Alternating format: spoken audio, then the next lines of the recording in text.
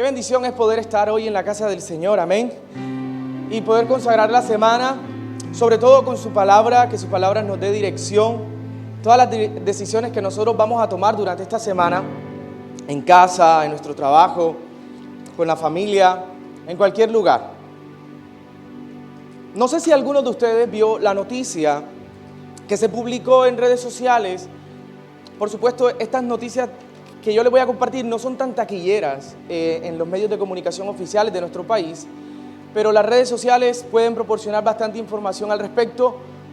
Hace como 3 días, una estudiante de una universidad en Nigeria, que por supuesto era cristiana, en el grupo de WhatsApp de los amigos del grupo del curso, ella quería compartir el mensaje de Dios. Y compartía tal vez un mensaje, un texto bíblico, una imagen, como nosotros tal vez lo solemos hacer en los grupos que pertenecemos por WhatsApp. Pero unos estudiantes que eran musulmanes le hicieron una emboscada y la mataron. Yo no te estoy hablando de los tiempos de Jesús, yo no te estoy hablando de la iglesia primitiva, no te estoy hablando del siglo pasado, te estoy hablando de antes de ayer. Yo vi la imagen, yo vi el video. Y obviamente me conmovió, porque aunque nosotros podemos sufrir algún tipo de persecución, no es como ellos lo sufren. La muchacha estaba ahí, todo el cuerpo tendido, y habían como 3 muchachos que frente a la cámara decían a voz en cuello, Alá, Alá, porque eran musulmanes extremistas, y con un gran palo la golpeaban en la cabeza y en todo el cuerpo, y ella estaba muerta. Buscaron unas llantas y la quemaron. Qué extraño es lo que nosotros estamos viendo en nuestro país. Al mismo tiempo, si queremos ver en Europa, lo podemos ver también entre Ucrania y Rusia. Nosotros hemos visto cuántas personas han muerto. Las cifras de Cartagena para nadie son desconocidas. Y yo creo que se debe que hemos perdido el valor o el concepto real sobre lo que es vida. Y la vida hay que valorarla. La vida que Dios nos ha dado es un regalo, por eso nosotros debemos amarnos. Pero pareciera que la gente, la humanidad, secularizó el concepto de vida y lo tiene secuestrado. El sistema ha secuestrado el concepto de vida y hay un riesgo de que nosotros como pueblo de Dios estemos tentados a no defender ese concepto, a no defender lo que la Biblia dice sobre lo que es vida. Hace poco nosotros teníamos un árbol, no sé si algunos vieron el árbol que estaba fuera de la iglesia, y usted lo podía ver, algunas veces había una flor amarilla que aparecía en algunas temporadas del año, pero a nuestros ojos no veíamos lo que estaba dentro del árbol. El árbol estaba hueco y lleno de comején, y hay veces que nuestra vida es similar, hueca y llena de comején. Y es curioso porque el comején no se come un árbol de la noche a la mañana. Es un proceso y es lento, es paulatino. Y en la medida que nosotros dejamos que el sistema penetre en nuestra vida, ese concepto de vida se llena de comején. Y nuestra vida, que hemos sido llamados a arder afuera, se comienza a llenar de comején y nuestra vida se vuelve una vida hueca, sin frutos. Y no hay otra opción que talar el árbol. Así que con estas 2 ilustraciones yo quisiera hacer una invitación de poder disertar sobre lo que es la vida de acuerdo al texto bíblico, y vamos a hablar acerca de ello desde el Evangelio de Juan y la literatura juanina. En la Biblia encontramos en varias ocasiones la figura de un árbol, tomando como ilustración el árbol que nosotros teníamos fuera de la iglesia. En Génesis vemos el árbol de la vida. Habían 2 árboles. Estaba el árbol de la vida y el árbol del conocimiento del bien y el mal. Pero también estaba en Éxodo, cuando Moisés recibe su llamado, era un árbol ardiendo, era una zarza ardiendo. Luego en el Nuevo Testamento vemos a Jesús hacerse llamar a sí mismo como la vid verdadera, un árbol. Y por allá en Apocalipsis también vemos un árbol, el nuevo árbol de la vida. Así que es como la trazabilidad a través de la Biblia sobre lo que Dios quiere hablarnos sobre este árbol. Para desarrollar el tema vamos a enfocarnos en un problema, repite conmigo, problema, una solución, repite conmigo, solución, Y por último, una esperanza. Repite conmigo, esperanza. ¿Cuál es el problema? El problema es que nosotros hemos secularizado el concepto de vida y hemos perdido lo que la Biblia dice acerca de ello. Acompáñame en el Evangelio de Juan, en el capítulo 1, en el verso 1. Leo de la siguiente forma. En el principio ya existía el verbo, y el verbo estaba con Dios, y el verbo era Dios. Él estaba con Dios en el principio. Por medio de él todas las cosas fueron creadas. Sin él nada de lo creado llegó a existir. 4. En él estaba la vida. ¿Estaba qué? La vida. Nota el sentido. Estaba. No que está, estaba. Porque está hablando de un pasado que ni siquiera existía o que por supuesto existía antes de la creación. En él estaba la vida. Y la vida era la luz de la humanidad. Verso 5. Esta luz resplandece. Ahora mira el sentido del texto. En sentido presente. ¿Esta luz qué? Resplandece. Hoy la luz de Jesús resplandece sobre nuestras vidas. En las tinieblas resplandece y las tinieblas no han podido extinguirla. Juan está presentando el principio de su evangelio. El principio del evangelio de Juan, a diferencia de los evangelios sinópticos, está encaminado hacia antes de la creación. Mateo nos presenta el principio de la vida de Jesús, su natividad. Marcos nos presenta el principio de su ministerio. Lucas, desde otra perspectiva o de otro ángulo, nos muestra el principio de la natividad de Jesús. Pero Juan, a diferencia de los 3 evangelios, presenta la vida de Jesús desde antes de todas las cosas, desde antes de la creación. Cuando no se había creado nada, ya Él era. Cuando todavía no existía absolutamente nada, Jesús ya era el Rey de Reyes y el Señor de Señores. En el principio indica que su existencia no se debe a lo terrenal y que en consecuencia no fue creado, sino que Él es el creador de todas las cosas. No como algunas personas piensan que, o como me preguntó Julieta un día, papi, ¿quién creó a Dios? Porque ella está preguntando, ¿no? Ella está en la edad de cuestionar. Pero Dios no fue creado, Él creó todas las cosas. Él es el gran yo soy. La palabra, el término aceitas, hace referencia a que Él se sostiene, no necesita sostenerse sobre algo, porque Él es y será el mismo siempre. Él es el gran yo soy. Ahora bien, cuando nosotros vamos a Génesis, porque lo que está haciendo Juan es hacer como un retrato de lo que pasó en Génesis, en el principio, y nosotros vamos a Génesis, nosotros podemos ver la obra de Dios en el capítulo 2, cómo Dios comienza a crear todas las cosas, y en el verso 8 dice: Dios, el Señor, plantó un jardín en el oriente del Edén, y allí puso al hombre que había formado. Dios, el Señor, hizo que creciera toda clase de árboles hermosos, los cuales daban frutos buenos y apetecibles. Es decir que Adán no tenía problemas de alimentación. Él podía comer cualquier tipo de fruto, porque la Biblia dice que eran buenos y apetecibles, como los mangos que ustedes están viendo en esta temporada. Luego dice, en medio del jardín, ¿dónde? En la mitad del jardín hizo crecer el árbol de la vida y también el árbol del conocimiento y del bien y del mal. Verso 15, Dios el Señor tomó al hombre y lo puso en el jardín del Edén para que lo cultivara y lo cuidara. Le puso un propósito, le puso un trabajo. Antes del pecado, el trabajo no es un castigo de Dios, el trabajo es la oportunidad para que tú prediques el evangelio, es distinto. Mira que antes del pecado de Génesis 3:15 ya Dios le había dado un trabajo a Adán. Cultiva y cuida esto donde te estoy poniendo. Verso 16, y le dio este mandato. Mira este mandamiento: puedes comer de todos los árboles del jardín. La Biblia dice que los frutos eran buenos y apetecibles. Mira, puedes comer de todos los frutos. Yo no sé, tal vez había, perdóname la locura, manzana. Quiero algo más cítrico, naranja. Hay limón, pues bueno, para todos hay. Torombolo.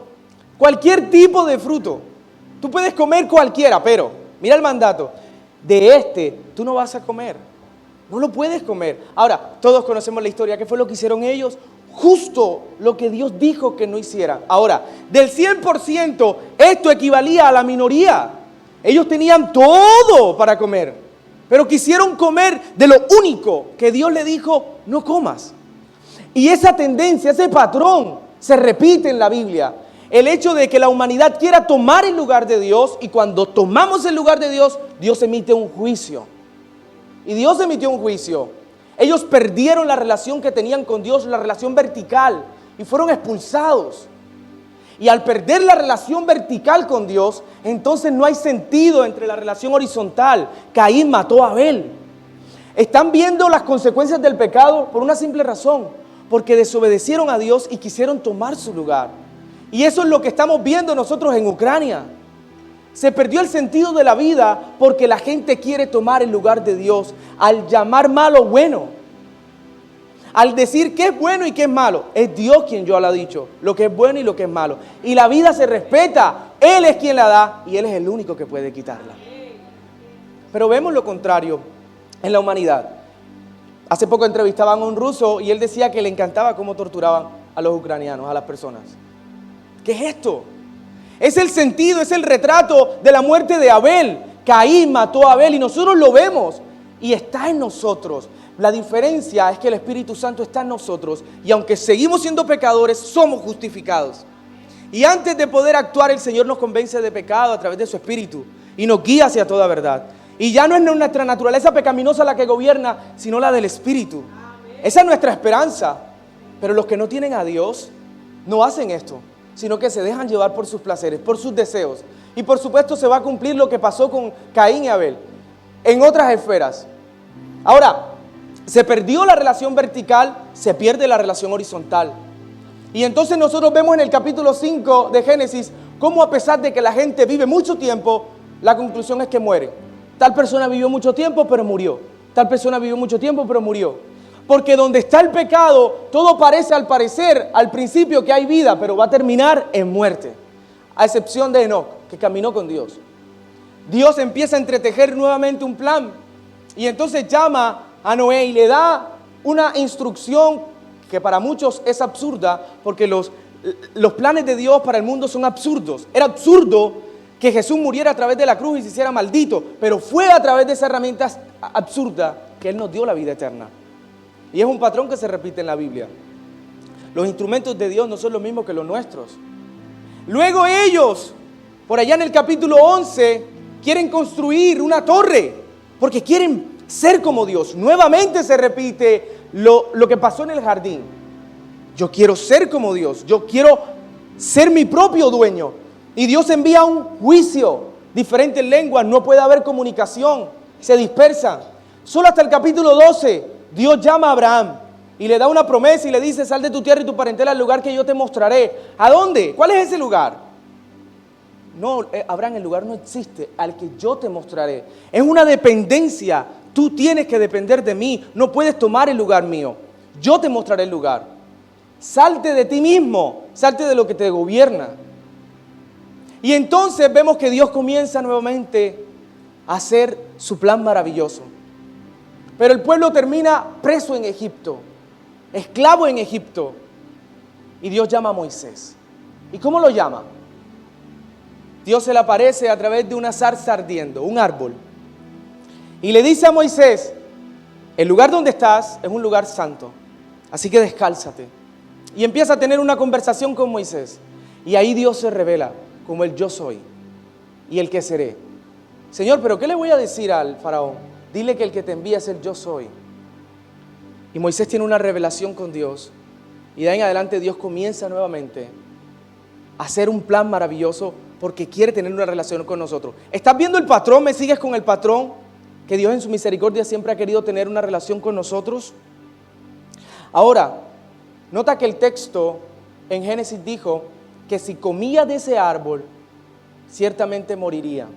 Y nosotros a veces creemos que solamente existe la muerte física y que cuando la gente muere ya hasta ahí llegó. Y no, y le hemos dado un sentido de temporalidad a la Biblia, al concepto de vida.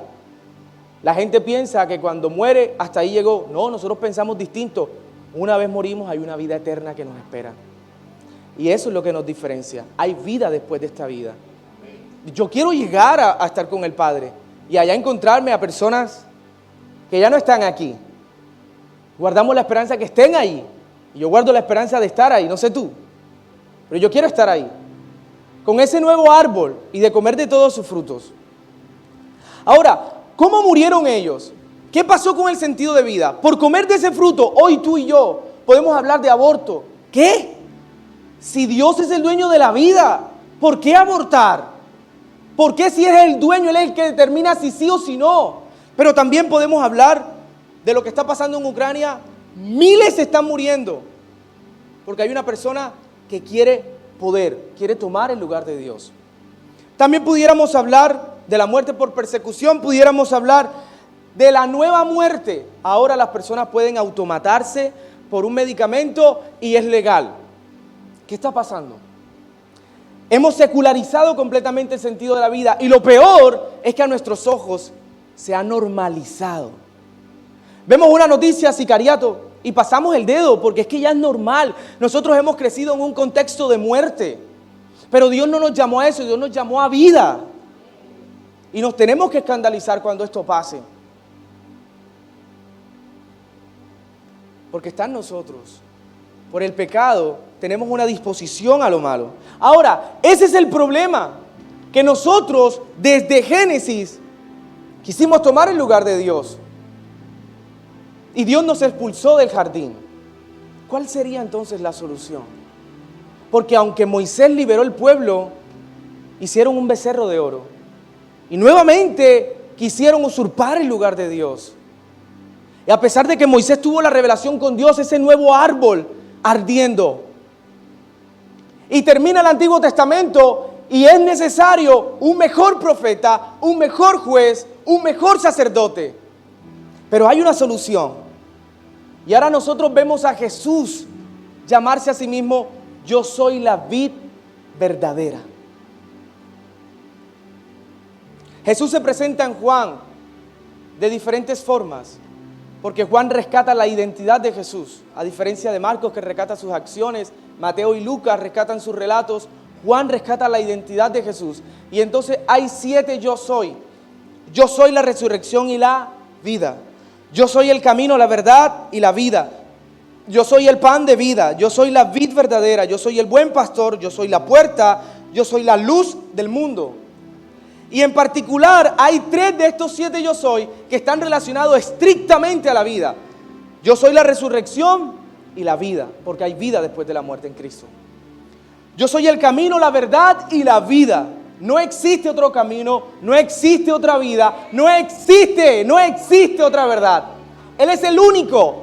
Ahí Jesús está diciendo, yo soy único.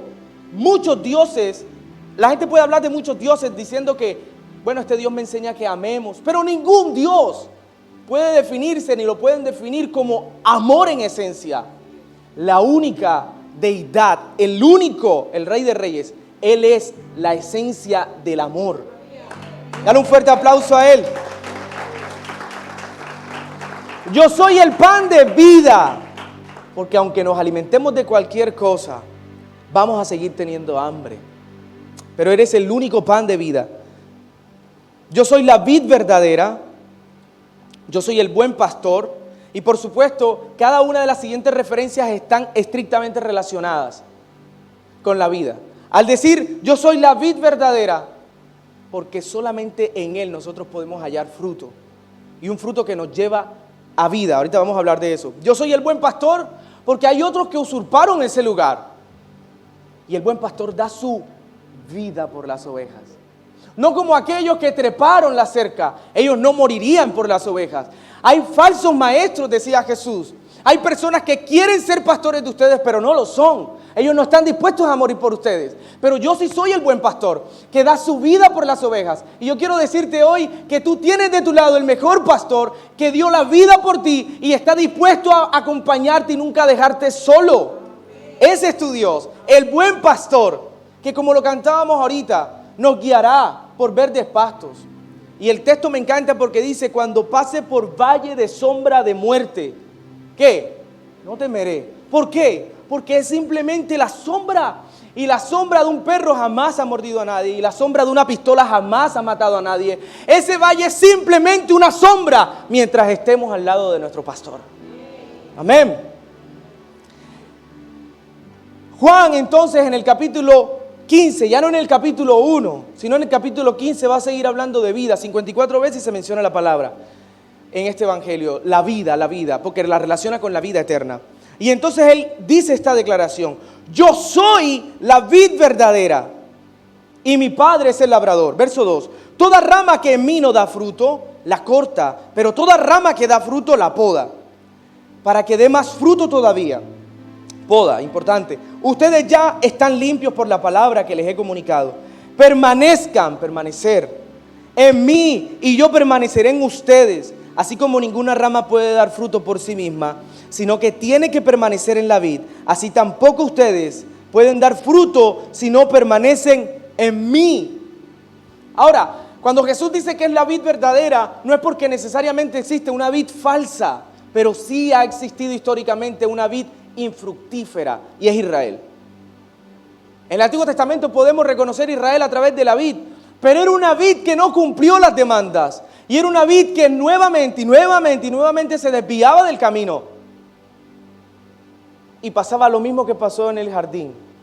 Usurpaban el lugar de Dios y colocaban otros dioses en su lugar. Pero ahora Jesús dijo: yo soy la vid verdadera, soy yo, porque es la vid que da frutos. Dos cosas importantes. Lo primero, el tratamiento, la poda. La única forma de crecer es que Dios nos pode. Eso duele, demasiado. Hay diferentes tipos de podas. Hay una poda de formación para buscar una figura. Y como quiera Dios, cuando nos adopta como sus hijos, nos disciplina. Porque Él quiere ver una forma, la forma del Hijo de Dios, la forma de Él. Él quiere verla en nosotros. Pero también hay una poda técnica. Cuando hay alguna plaga, cuando hay algo que está afectando el árbol, entonces hay que podar las ramas. Y yo no sé si has visto en algún momento un árbol que pareciera que hasta ahí llegó su vida. ¿Cómo así? ¿Por qué lo talaron? No, es una poda, aunque tú creas que no, teníamos que hacerlo. Y de repente, al paso del tiempo, este árbol que estaba casi talado, empieza a florecer. Y hay cosas en nuestra vida que Dios tiene que podar. Y hay cosas en la vida que Dios está podando en este momento. Y a lo mejor tú dices: Señor, ¿por qué estás haciendo esto? Pero concéntrate en el que el fruto que Dios te va a dar después es mejor que lo que estás sufriendo ahora. Y tal cual lo dice el apóstol Pablo: ninguna de las aflicciones del tiempo presente se compara con la gloria que ha de manifestarse en los postreros tiempos. Número 1, poda. Para crecer es necesario, el texto lo dice, para que dé más fruto todavía. Es decir, que a Dios le encanta el fruto, pero Él no se conforma, Él quiere más fruto. Y como quiere más fruto, nos poda. Y lo siguiente es permanecer. Permanezcas en mí. Ahora, cuando nosotros leemos este texto, inmediatamente pensamos que el énfasis del texto es: Dios quiere que demos fruto. Y nos enfocamos en dar fruto. Y nos enfocamos en servir. Y nos enfocamos en venir a la iglesia. Y empezamos a predicar. Y evangelizamos. Y vamos al trabajo. Y Dios te bendiga. Y le compartimos el evangelio. Y traemos a la gente al café, al encuentro. Y vemos cómo la gente crece. ¡Wow! Pero eso no necesariamente es el sentido estricto del texto cuando hace referencia a frutos. El texto está enseñándonos algo mucho más importante. Y algo que de hecho nos lleva al fruto. Y es permanecer en Él. No existe forma de dar fruto si no estamos pegados a Él. Ahora bien, a mí me encanta cantar. Que no cante como otros cantan, pero a mí me encanta cantar y yo canto. Miren, en mis tiempos de devocional, yo no sé la vecina de abajo qué pensará, pero yo canto. Y hago falsetes y todo. Y bueno, no sé, yo entono, mejor dicho, yo me meto en mi película con Dios. Y lo invito. Lo invito porque Dios no te ha llamado a orar en mute. Aló, ni en vibrador, nada de eso. Cante para Dios. Y yo empiezo a cantar. Por un día un amigo me dijo: venga que yo te voy a enseñar algo. Si tú quieres aprender a cantar, búscate un coro y métete en ese coro. Y ponte en algún lugar del coro y canta, que es probable que cuando tú cantes no se sienta tanto lo feo que cantas. ¿Por qué se ríen? Es Dios en mí, oigan. No, mentira. No se va a notar tanto lo feo que cantas, porque estás cantando dentro de un cuerpo. Escucha bien. Y este cuerpo es más fuerte que tú. Pero si tú llegas a cantar solo, no. Eso se va a notar horrible. Entonces comienza a cantar dentro del cuerpo. Si te desprendes de ese cuerpo, cantas feo, pero dentro del cuerpo, eso pasa. Y llega un momento, aquí está el músico y él me corrige, llega un momento, licenciado, en que el oído se educa y de repente solo empiezas a cantar bien y ya entonas. ¡Wow, Ángel! Oye, Ángel, ¿cómo has aprendido? Oh, increíble, Ángel, lo que Dios está haciendo en ti. Amén, amén, amén. Lo mismo pasa con Dios. Oye, lejos de mí, desentonas, estás mal, no estás en la nota correcta. Pero junto a mí en el cuerpo, pegado a mí que soy la vid verdadera, lo que cantes va a sonar bien. Eso es el fruto. Como el hombre que quería tocar piano y creía que tocaba piano. Y mientras estaba tocando el instrumento, apareció así de repente Rafael Avilés. ¿Qué estás haciendo aquí? No, estoy tocando el piano. No. Si tú quieres tocar bien el piano, tienes que mirarme fijamente. Mira mis dedos, es lo único que vas a hacer. Y ponte al lado. Y la persona comenzó a mirar los dedos y comenzaba a tratar de hacer lo mismo, que es casi imposible, pero bueno, tratar de hacer lo mismo. Pero el enfoque estaba en que tenía que ver fijamente lo que estaba haciendo el maestro. Y lo mismo pasa con Dios. Dios nos llama a que lo miremos a Él, a que estemos pegados a Él. Fuera de mí, dice la Biblia, nunca dará fruto. Nunca te irá bien. En algunas cosas no te irá bien. No, el sentido es absoluto, porque en Dios no hay contrastes. O es blanco o es negro. Nunca te irá bien. Ahora, pero si estoy con Él, la Biblia dice más adelante en el texto, pide lo que tú quieras y te lo daré. Digan amén. Ahora, no es que, voy a pedir lo que quiera, sino un Ferrari rojo. No, eso es absurdo. Porque quien está pegado a Jesús va a pedir lo que el Espíritu pone en su corazón.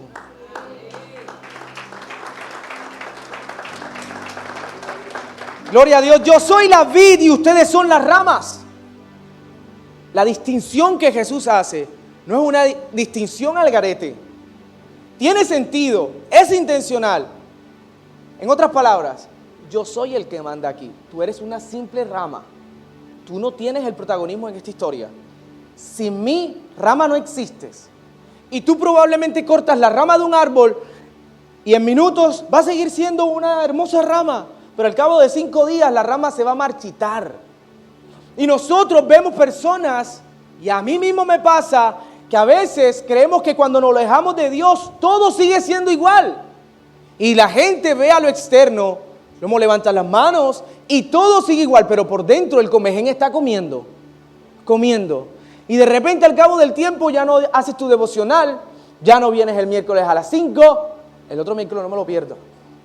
Ya no vienes a culto, ya no entras a la palabra dice, ya no haces nada. ¿Por qué? Porque me aparté de la vid verdadera, siendo rama, y ahora estoy hueco. Y ese hueco que está ahí solamente tiene un solo fin: cortarlo y echarlo al fuego. Y yo estoy seguro que ese no es el propósito de Dios para tu vida, amén. Dios quiere que estés como rama pegada a la vid, para que puedas dar fruto abundante. Verso 6, el que no permanece en mí es desechado y se seca, como las ramas se recogen. Se arrojan al fuego y se queman. Si permanecen en mí y mis palabras permanecen en ustedes, pidan lo que quieran. Es decir, que para pedir lo que quiera y que Dios me lo dé, las palabras de Dios deben permanecer en mí y se les concederá. Verso 8, mi Padre es glorificado cuando ustedes dan mucho fruto y muestran así que son mis discípulos. Eso quiere decir que el fruto debe glorificar al Padre. Y el fruto debe ser la consecuencia de ser discípulo. ¿Cómo así que fruto? La historia ha dicho que Israel ha sido una vid estéril. Ya yo les hablé acerca de Moisés. Lo verdadero de la vid entonces son los frutos. Pero la enseñanza principal no son los frutos, sino permanecer. Y hay una diferenciación sobre los frutos. Porque Dios puede hacer algo en mí y puede hacer algo a través de mí. Pero para Dios es mucho más importante lo que hace en mí que lo que hace a través de mí. siempre va a ser más importante ser que hacer. A mí me encantaría colocar a todos los chicos de SWAT a servir, me encantaría, pero los destruyo si lo hago. Porque primero la orientación es en el ser, de lo contrario nunca van a crecer. ¿Ahí está el ritmo? Y aprovecho para decirle a todos los papás que están aquí, que tienen hijos, que son objeto de la población de SWAT, traigan a sus hijos. Ustedes son los papás. ¿Quién dijo que los hijos los tienen que gobernar ustedes? Despierten. Yo soy papá, se los puedo decir. Julieta a veces no quiere hacer ciertas cosas. ¿Cómo? La vas a hacer y punto. En el amor de Dios, traigan a sus hijos. Si ustedes no quieren llorar, si ustedes no quieren sufrir, ocúpense de sus hijos y tráiganlos a SWAT. Sábado a las 5 de la tarde. ¿Los van a traer o no? Amén. Gloria a Dios. Fruto que Dios ve en mí tiene que ver con carácter. Entonces, me encanta, el evangelista Marcos emplea dos parábolas para hacer una distinción súper importante sobre los frutos.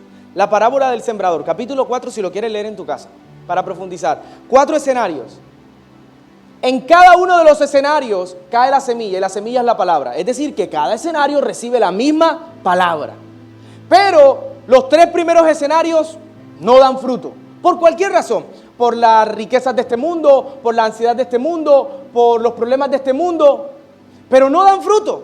Solamente el último terreno, el cuarto, da fruto. Ahora, da 3 tipos de fruto en 3 rangos.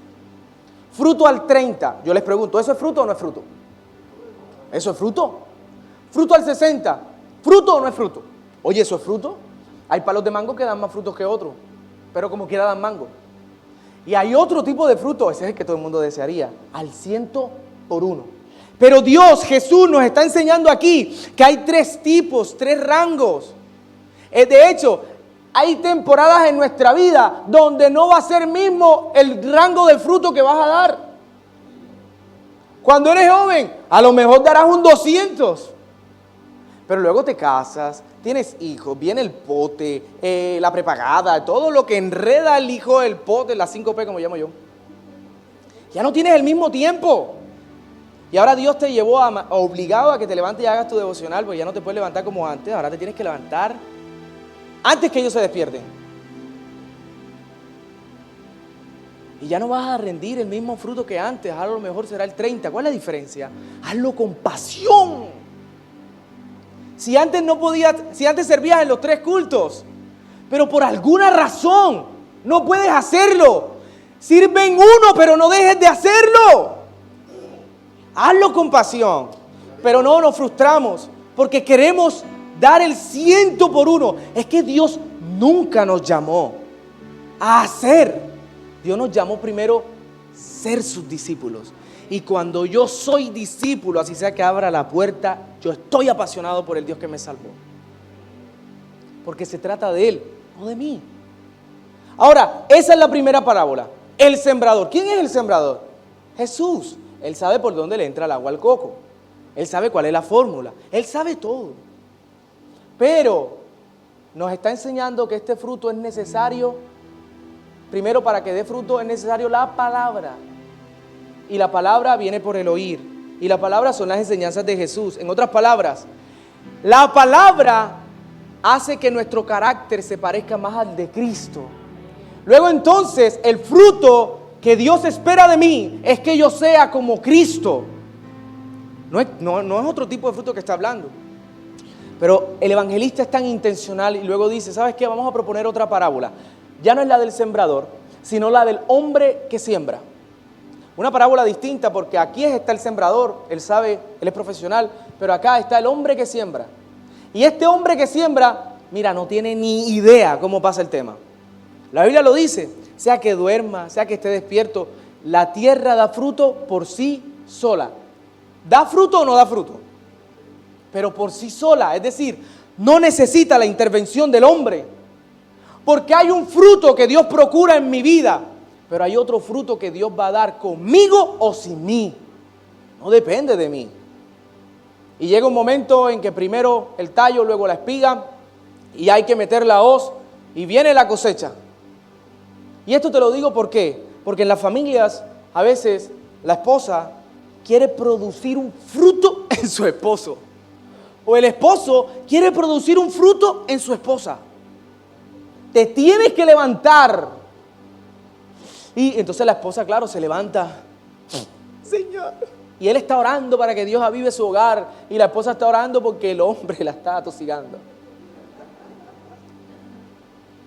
Y de alguna manera hay una tendencia en que el esposo, cada vez que hay una discusión en la familia o en la relación, coloca a la esposa en el banquillo y ella se siente culpable. Él a veces no es consciente de eso. Él no la golpea, él no la maltrata, pero el sentido de culpa es trasladada hacia ella. Ella, como una mujer de Dios piadosa, agacha su cabeza, pero ella no está avivada, porque antes de recibir influencia de carácter de su esposo, está recibiendo otra cosa. Y nosotros no podemos pretender ser Dios en la relación de pareja. ¿Aló? Dios va a hacer que ella o él dé fruto al 30, al 60 y al 100 por uno. No tú. Porque el crédito no nos lo podemos llevar nosotros. Nosotros los hombres somos los sacerdotes de la casa. Amén. Y como sacerdotes tenemos que cumplir las palabras de Dios. Ama a tu esposa. Como Cristo amó a la iglesia. Ese cómo hace una gran diferencia. Porque podemos decir, es que yo tengo una forma de amar. Es que yo te amo así. Tú no puedes amar así. Tú tienes que amar como Cristo amó a la iglesia. Y Cristo, mira, le habló a la iglesia en parábolas, le habló de bonito, de historia, la abrazó, la besó. La iglesia, ahí también estaba Judas, lo perdonó, lo llamó amigo. Voy a seguir. Cristo murió por la iglesia, Cristo limpió a la iglesia, Cristo ascendió y va a venir por su iglesia.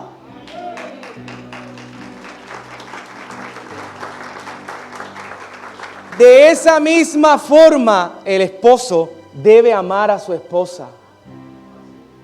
No es fácil, obvio que no es fácil. No es nada fácil.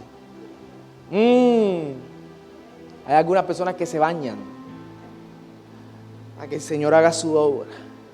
Señor, así como el agua me está cayendo en el cuerpo, limpia, me da tu agua de vida. Está bien, está bien, está bien. Esposas, respeten a sus esposos. ¿Pero por qué Dios no le dice que los ame? Ay, porque ellas son todas tiernas ya. Pero respetar, pero ese sentido de independencia es el que duele al esposo. De repente el esposo está acostumbrado a que ella le consulte todo y de pronto la ve independiente y la ve por allá y está haciendo. Y entonces el esposo va a reclamar su espacio. Oye, esto es un acuerdo, ¿ok? Todo en acuerdo. Y vienen las palabras mágicas. Esa es la primera. Esa palabra es tremenda. Eso dice demasiado. Ahora viene la otra. Ahora sí. Y te voy a decir otra, que es peor. Lo angosto para mí y lo ancho para ti. Mira, eso no ayuda en nada. Fruto. Si nosotros queremos ver fruto en nuestro jefe, en nuestro hermano, en nuestro esposo, en la persona que está a nuestro alrededor, primero tenemos que ocuparnos de nuestro fruto. Y nuestro fruto no necesariamente es evangelizar, predicar. Nuestro fruto es principalmente que Cristo crezca en mi carácter y yo sea como Cristo. Amén. Ahora, la Biblia nos habla de fruto también. Gálatas capítulo 5, verso 22 dice que el fruto del Espíritu es amor, alegría, paz, paciencia, amabilidad, bondad, fidelidad, humildad y dominio propio. No son varios frutos, es un fruto en uno. Hay varias cosas, pero es un solo fruto. Señor, es que yo quiero, Señor, que me des tu amor, pero yo no tengo paz. No, y no hay ningún fruto que crezca de manera espontánea. Si yo quiero mango, yo tengo que primero sembrar el árbol y cultivarlo. Y luego entonces va a crecer y va a dar fruto. Se espera que dé fruto.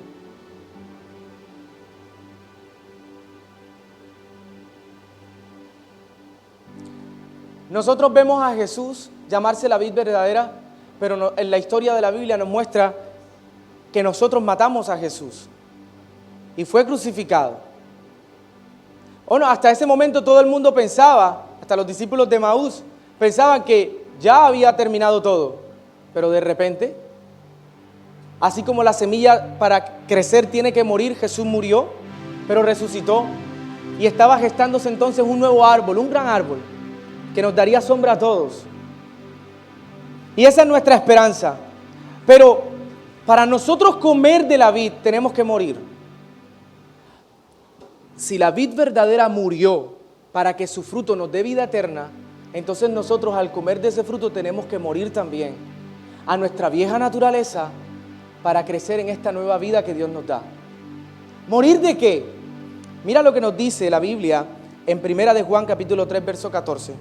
Nosotros sabemos que hemos pasado de muerte a vida porque amamos a nuestros hermanos, y el que no ama permanece en la muerte. Entonces, de manera práctica, el Evangelio está orientando que para yo estar en vida y ser de esa rama que está pegada a la vid verdadera, yo tengo que amar.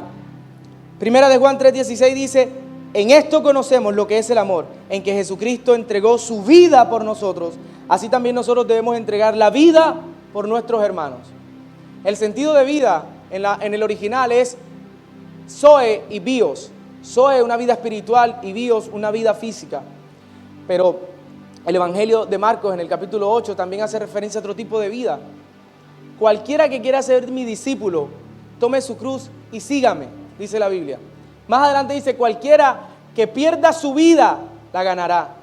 Y el que quiera ganar su vida, la perderá. Esa vida es todo en lo que nosotros enfocamos nuestra identidad. Porque ¿de qué le vale al hombre ganar el mundo si perdiere su vida? Y nuestra vida tiene que estar plenamente identificada con el carácter de Cristo. Primera de Juan 5:12 dice: el que tiene al Hijo tiene la vida. El que no tiene al Hijo de Dios no tiene la vida. Nosotros entonces vemos en Génesis cómo somos expulsados porque preferimos antes el árbol de la vida, preferimos al árbol del conocimiento del bien y el mal. Y somos expulsados. Luego Dios en su misericordia se le presenta a Moisés, porque Dios tiene misericordia de su pueblo, a través de un árbol ardiendo. Pero no fue suficiente. Entonces Jesús mismo se presenta como un nuevo árbol, el árbol de la vida, para darnos esperanza. Lo matamos, pero todavía hay esperanza, resucitó. Y esa esperanza es para ti, porque la Biblia dice en Apocalipsis 2:7, el que tenga oídos que oiga lo que el Espíritu dice a las iglesias. Al que salga vencedor le daré derecho de comer del árbol de la vida que está en el paraíso de Dios. Hay un árbol que espera por nosotros. Apocalipsis 22:2 dice: y corría por el centro de la calle principal de la ciudad. A cada lado del río estaba el árbol de la vida, que produce 12 cosechas al año, una por mes, y las hojas del árbol son para la salud de las naciones. Apocalipsis 22:14 dice: dichosos los que lavan sus ropas para tener acceso al árbol de la vida, para poder entrar por las puertas de la ciudad. Nosotros hemos secularizado el concepto de vida, pero el concepto de vida tiene un componente divino. En él estaba la vida. Ese logos que es superior a todo lo creado, en él estaba la vida. Y el Evangelio de Juan está escrito para que nosotros sigamos creyendo. Así que esa vida que estuvo allá es la misma vida que está aquí, y es la misma vida que tiene que estar en nosotros. Pero para nosotros tener esa vida tenemos que morir. Eso es el Evangelio, una sentencia de muerte. La única forma de que Cristo viva en mí es que yo muera para mí. ¿Cuándo? Todos los días. Y el varón entonces, perfecto, se va a hacer imagen a mí. Y yo voy a parecerme mucho más a él. Luego entonces, la salud de mi familia va a crecer, porque la vida de Dios está en mí. Luego entonces en el trabajo la vida va a ser visible, porque la gente va a escuchar el Evangelio de vida por lo que Dios está haciendo en mí. Luego entonces en mi iglesia va a haber avivamiento, porque la vida de Dios está creciendo en mí. Ya no es una simple imagen, ya no es una simple máscara, es la vid verdadera y yo soy su rama. Y como estoy pegado a ella, yo puedo dar abundante fruto. Esa es la invitación, ponte de pie. Esa es la invitación el día de hoy. Que nosotros podamos estar pegados a la vid verdadera y no secularizar lo que Dios ha dicho que es santo. No normalizarlo. Cuando nosotros normalizamos lo santo, pierde su valor. Venir a este lugar es santo porque aquí hay vida. Señor, te damos gracias, Dios. Padre, venimos delante de ti, Señor, para que nos ayudes a ser como tú, para mirar la vid verdadera. Nosotros, tal vez que no hemos dado el fruto que esperas, ayúdanos, Señor, para que el fruto, independientemente del rango, sea fruto, Dios. En esa medida, en mi interior y alrededor habrán cambios. Yo oro por tu iglesia, Padre. Que esta sea una iglesia de abundante fruto en el nombre de Jesús. Que seamos ramas pegadas a ti y que todo cuanto hagamos prospere en el nombre de Jesús. Que todo proyecto, que toda iniciativa, por cuanto estamos juntamente contigo, prospere. Y todo fruto apunte para tu gloria. Señor, perdónanos, porque aún teniéndote, Dios, con los mejores frutos, hemos querido tomar tu lugar para seguir un árbol falso, que no necesariamente es de vida. Y hemos creado ídolos y hemos seguido tras los ídolos. Pero tu invitación tierna de permanecer, de mantenernos unidos a ti, hoy hace eco en nuestros corazones. Y en arrepentimiento venimos, Dios, para reconocer que solo tú eres Dios y solo tú mereces gloria. Ayúdanos hasta el final para ver ese nuevo árbol en el paraíso. Ayúdanos hasta el final, Dios, para entrar por las puertas de la gran ciudad, que esa sea nuestra esperanza. El mundo dice que la vida es aquí y ahora, pero tú dices que la vida es ya, pero todavía no. Hay una vida mejor para nosotros. Tú has preparado viviendas en lo alto para nosotros. Danos esa esperanza y que la esperanza sea mejor y mayor que nuestros problemas, mejor y mayor que las dificultades, mejor y mayor que la enfermedad, mejor y mayor que la dificultad. Que esa esperanza, Dios, nos fortalezca y nos haga dar fruto al 30, al 60 y al 100 por uno para tu gloria. En Cristo Jesús. Amén y amén. Levántale el mejor aplauso que tengas a Dios. Dios te bendiga, iglesia.